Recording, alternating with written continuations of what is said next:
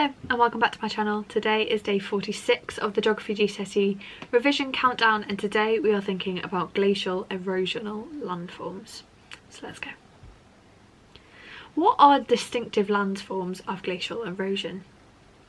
Ice is a very powerful agent of erosion and can create spectacular landforms in mountainous areas. We see this even in the UK, in parts of the Lake District and Snowdonia.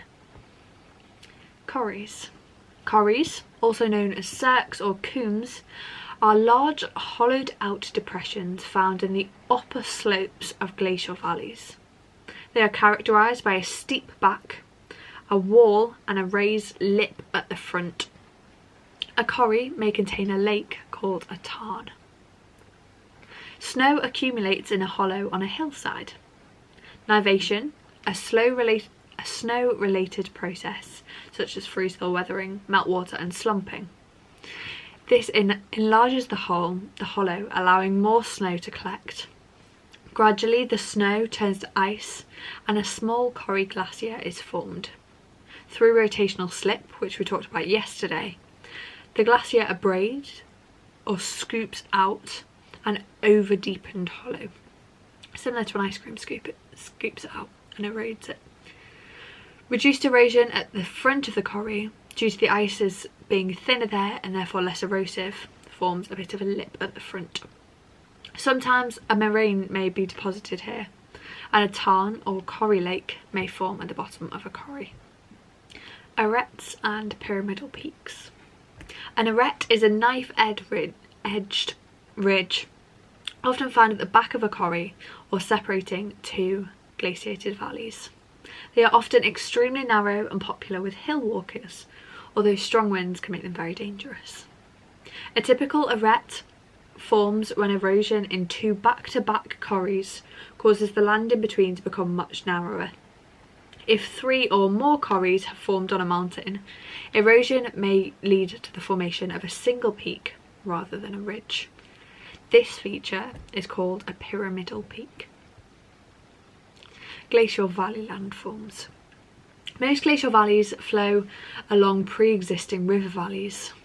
Unable to flow around obstacles, glaciers carve straight courses. Their incredible strength enables them to form these dramatic features. A glacial trough. This is a steep-sided, wide and flat-bottomed valley formed by abrasion. Most glacial troughs start out as V-shaped river valleys. When the land becomes glaciated, individual glaciers occupy the river valleys, eroding them through a process of abrasion to form a spectacular U-shaped valley, glacial trough. Truncated spurs. Unable to flow around the interlocking spurs that we talked about when we were thinking about river valleys, the glacier cuts straight through them, forming steeped edge truncated spurs where these interlocking spurs used to be. It just cuts off, gets rid of it, and you can see them kind of left on the side of these landscapes. Hanging valleys. These are smaller tributary valleys above the main glacial trough.